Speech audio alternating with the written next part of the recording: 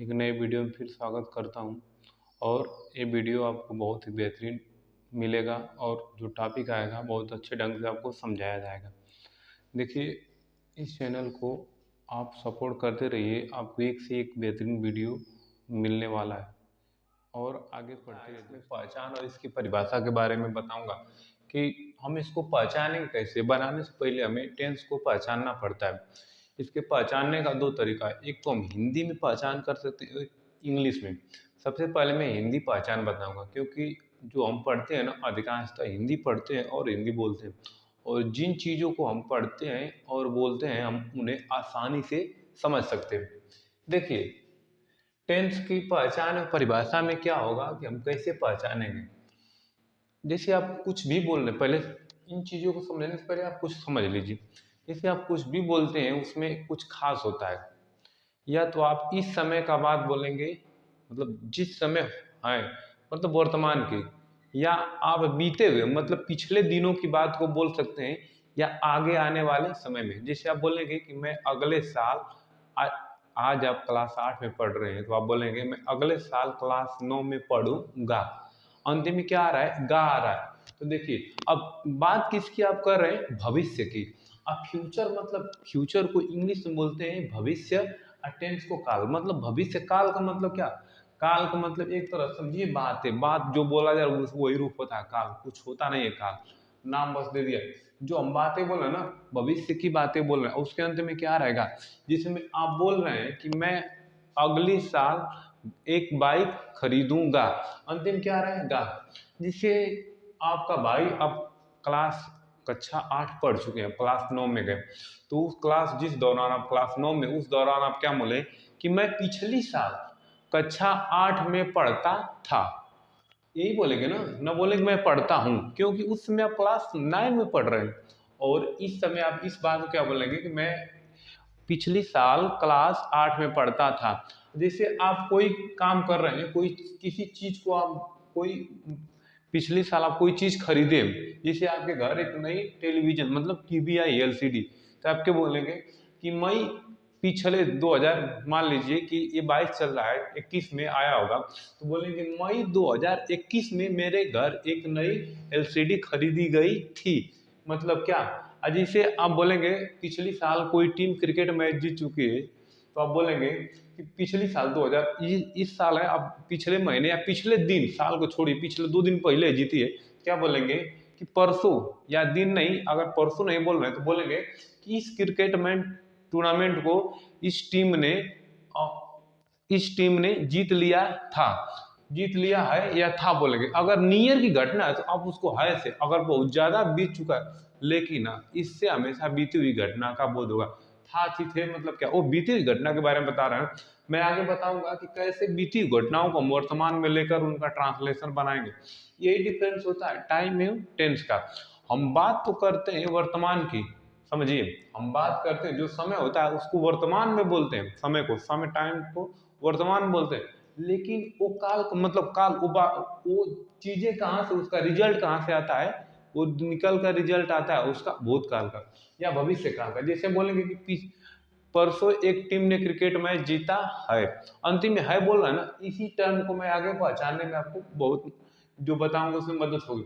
लेकिन फिलहाल समझिए कि सबसे पहले आप ट्रांसलेशन जो बनाएंगे, उसमें आप जो ट्रांसलेशन बना रहे हो, उसमें सबसे कठिन प्रॉब्लम ये होगी आपको कि पहचानने में। जैसे आप पहचान कर लेंगे तो बाकी मैं शब्दावलियों को आगे पढ़ाता जाऊंगा।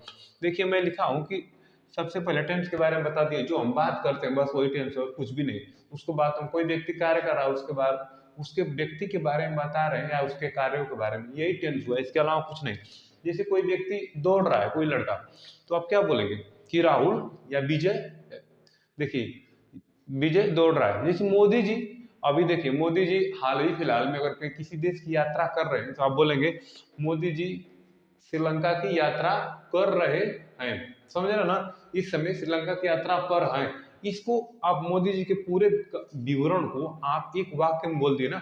अब जो वाक्य बना दे, इसीलिए बोल रहा हूँ कि वो वाक्य किसमें बोले? आप हिंदी में बोले, हिंदी में ना।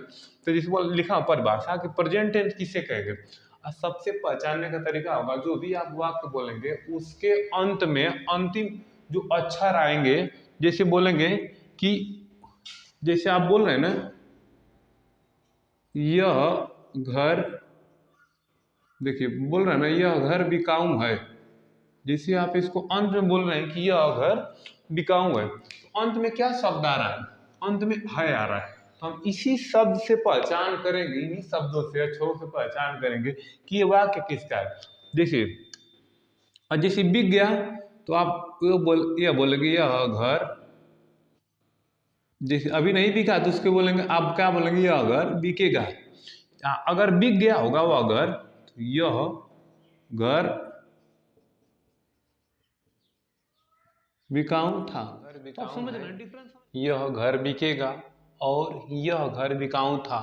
इसका मतलब यह हुआ कि जब चीजें बोली जा रही है, कोई वाक्य जिसे बोला जा रहा है कि यह घर बिकाऊ है, मतलब इस समय अभी वह घर बिका नहीं, वर्तमान की चीज है। यह घर बिकेगा मतलब अभी भविष्य की ये बात बोली जा रही, यह घर बिकाऊ था मतलब क्या हुआ कि अब यह घर बिक चुका है। समझिए, इन चीजों का अंतर यही पड़ रहा है। जैसे एक और इस उदाहरण से एक अलग उदाहरण ले रहा हूँ, मैं आपको बोलूंगा कि पहले नरेंद्र मोदी जी चाय बेचते थे। पहले नरेंद्र मोदी जी चाय बेचते थे, मतलब कहीं पहले की बात है, तो अंतिम में क्या आ रहा है? थे आ रहा है। और इसके बाद जैसे हुआ कि इस समय नरेंद्र मोदी जी भारत के प्रधानमंत्री हैं, तो अंतिम में क्या आ रहा है? तो हम उसकी किसी भी वाक्य की पहचान हम किस प्रकार कर सकते हैं? जैसे देखिए, इन वाक्यों में देखिए, अब अगर प्रेजेंट टेंस की पहचान करना हो, आपको प्रेजेंट टेंस की पहचान करना हो, तो अंतिम में क्या रहेगा? है, हूँ, है या हो शब्द रहेगा। और पास्ट टेंस की पहचान करना हो तो अंत में क्या रहेगा? था, थी, थे या थी। देखिए, मैं इसका अभी अंतर बता रहा हूँ दोनों में क्या होगा। अगर फ्यूचर की पहचान करना हो, जैसे नरेंद्र, अब हो सकता है 2024 में नरेंद्र मोदी जी फिर से भारत के प्रधानमंत्री बनेंगे, तो अंतिम में क्या आ रहा है? गे आ रहा है। समझ में आ रहा ना? इस अनुसार आप देखिए, जैसे अंतिम में अगर भविष्य की बात कही जाए तो अंतिम में गा गी गे या होगा होगी होगे। मैं बोलूंगा 2024 में नरेंद्र मोदी जी भारत के प्रधानमंत्री होंगे, मतलब भविष्य की बात की जा रही है, आगे आने वाले समय की। देखिए, अंत में थोड़ा निश्चय कर लीजिए, ये भी है लिखा है, ये भी है लिखा है। अंतर क्या होता है? इसको हम बहुवचन के लिए प्रयोग करते हैं, सॉरी, इसको हम एक वचन के लिए प्रयोग करते हैं, इसको बहुवचन के लिए। इस प्रकार देखिए, इस पे एक बिंदी आ रही है, तो इसको बहुवचन के लिए, इसको पढ़ते हैं क्या? इसको है पढ़ते हैं और इसको हैं पढ़ते हैं। मतलब जैसे बच्चे, जैसे आप बोलेंगे पिताजी आ रहे है नहीं, आप बोलेंगे हैं, तो सम्मान देने के लिए भी हैं का प्रयोग किया जाता है, ऊपर से बहुवचन बनाने के लिए। जैसे जैसे आप बोलेंगे बच्चे खेल रहे हैं नहीं, बच्चे खेल रहे, अंतिम में आपको लगाना पड़ेगा है लगाना, क्योंकि बहुवचन के लिए आपको अंतिम में है लगाना। इसी प्रकार जैसे लड़कियां दौड़ रही थी, तो अंतिम बहुत सी लड़कियां ना, तो ए वाला थी नहीं, ए एक के लिए होता है और ए एक से अधिक के लिए होता है। इसी प्रकार इस टर्म में अगर इस अगले वाले भाग में हम, अगर मैं आपको बताऊंगा कि इनकी पहचान करना है, इसको समझ लीजिए कि वाक्य लिख रहा हूँ। सबसे पहले आप इसकी पहचान करनी है कि ये वाक्य कौन सा है। ये वाक्य ट्रांसलेशन बनाने समय ये भी पहचान करने के लिए आपको अंत में जाना पड़ेगा कि कौन सा शब्द लगा है। देखिए, है तो कौन सा होगा? प्रेजेंट का। किसका होगा? प्रेजेंट का। और गा है तो किसका होगा? फ्यूचर का। देखिए, गा गे गे आ रहा था, अंत में क्या आ रहा है? अंतिम में केवल देखना है कि क्रिया किस रूप में लगाई गई है।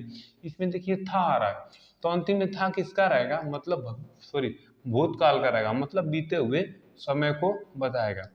इस क्रम में जैसे मैं लिख रहा हूं, जैसे कुछ वाक्य लिख रहा हूं, सूर्य, समझिए, सूर्य अस्त हो, सूर्य अस्त हो चुका है। समझिए इसको, सूर्य अस्त हो चुका है का मतलब क्या हुआ? सूर्य, देखिए अभी वर्तमान में बोली जा रही है बात ना, सूर्य अस्त हो चुका है, अंतिम में है आ रहा, तो मैं बताऊंगा अंतिम में कौन सा है। इस पूरे वाक्य के भी पहचान अगले सेशन में बताऊंगा।